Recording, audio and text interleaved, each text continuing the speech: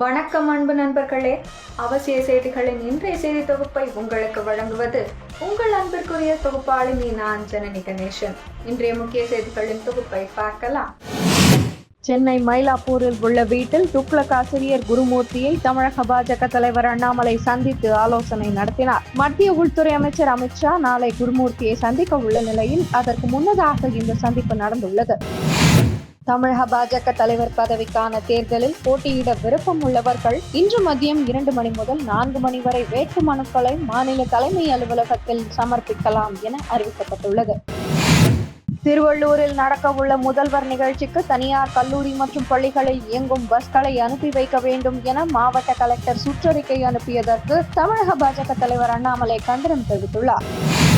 மத்திய உள்துறை அமைச்சர் அமித்ஷா வருகிறார். இந்த பயணத்தின் போது புதிய மாநில தலைவர் அறிவிக்க வாய்ப்பு இருக்கா, அதிமுகவுடன் சந்திக்க வாய்ப்பு இருக்கிறதா என தமிழக பாஜக தலைவர் அண்ணாமலையிடம் செய்தியாளர்கள் எழுப்பிய கேள்விக்கு மத்திய உள்துறை அமைச்சர் வருவது உறுதி, இன்று இரவு வருகிறார்கள், நாளை மாலை வரை இருக்கிறார்கள், எதற்கு வந்திருக்கிறார் என்று நாளை அதிகாரப்பூர்வமாக தெரிவிப்போம். மாநில தலைவர் தேர்தலுக்கும் அமித்ஷா வருகைக்கும் சம்பந்தம் இல்லை. அவர் வருவது கட்சியின் தலைவர்களை சந்திப்பதற்கு. எப்போதும் அவர் சந்திப்பார். பீகாரில் 4 நாட்கள் இருந்தார். கூட்டணி கட்சி தலைவர்களை சந்தித்தார். அரசியல் நிலவரங்கள் குறித்து கேட்டு தெரிந்து கொண்டார். தமிழகத்திலும் அதே போன்ற பயணமாக தான் பார்க்க வேண்டும். முறைப்படி நாளை பத்திரிகையாளர்களை சந்தித்து தெரிவிப்போம் என்று பதிலளித்தார். திமுக உடன்பிறப்புகளுக்கு அதன் தலைவரும் முதலமைச்சருமான ஸ்டாலின் எழுதியுள்ள கடிதத்தில் கவர்னருக்கு எதிராக தமிழக அரசின் வழக்கில் உச்சநீதிமன்றம் வழங்கியிருப்பது வரலாற்றின் பக்கங்களில் பொன்னெழுத்துக்களில் பொறிக்கப்படும் என தெரிவித்துள்ளார். பிரதமர் மோடி தலைமையிலான மத்திய அரசு முழு பலத்துடன் போதைப்பொருள் கும்பல்களை ஒழித்து வருவதாக கூறியுள்ள மத்திய உள்துறை அமைச்சர் அமித்ஷா, போதைப்பொருள் இல்லாத பாரதத்தை உருவாக்குவதற்கான அரசின் நடவடிக்கைகளில் அசாமில் 24.32 கோடி ரூபாய் மதிப்புள்ள 30.4 கிலோ மெத்தமட்டமைன் பறிமுதல் செய்யப்பட்டுள்ளது. 3 பேர் கைது செய்யப்பட்டுள்ளனர். போதைப் பொருட்களுக்கு எதிரான எங்கள் நடவடிக்கைகள் தொடரும் என தெரிவித்துள்ளார். ட்ரம்ப் விதித்துள்ள பொருளாதார வரி விதிப்பை தொடர்ந்து பேச்சுவார்த்தைக்கான கதவுகள் திறந்தே உள்ளன என கூறியுள்ள சீனா, மிரட்டல்களுக்கு அஞ்ச மாட்டோம் என தெரிவித்துள்ளது.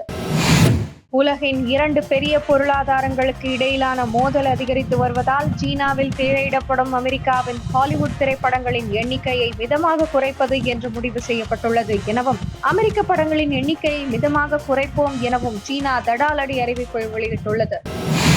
சீன அதிபர் ஜின்பிங் புத்திசாலி நபர் என தெரிவித்துள்ள அமெரிக்க அதிபர் ட்ரம்ப், என்ன செய்ய வேண்டும் என்பது சீன அதிபர் ஜின்பிங்கிற்கு தெரியும். தன் நாட்டை நேசிப்பவர். விரைவில் அவரிடமிருந்து எங்களுக்கு தொலைபேசி அழைப்பு வரும். போட்டி முடிவுக்கு வரும் என தெரிவித்துள்ளார். பிரீமியர் லீக் கிரிக்கெட் தொடரிலிருந்து காயம் காரணமாக சென்னை அணி கேப்டன் கேக்வாட் விலகினார். இதனை அடுத்து தோனி மீண்டும் கேப்டனாக நியமிக்கப்பட்டுள்ளார். இத்துடன் இன்றைய முக்கிய செய்திகள் நிறைவடைந்தன. மேலும் பல முக்கிய செய்திகளுடன் நாளை காலை 8 மணிக்கு உங்களை சந்திக்கிறேன். மறக்காமல் சேனலை சப்ஸ்கிரைப் செய்வதுடன் அனைவருடனும் பகிருங்கள். நன்றி, வணக்கம், ஜெய் ஹிந்த்.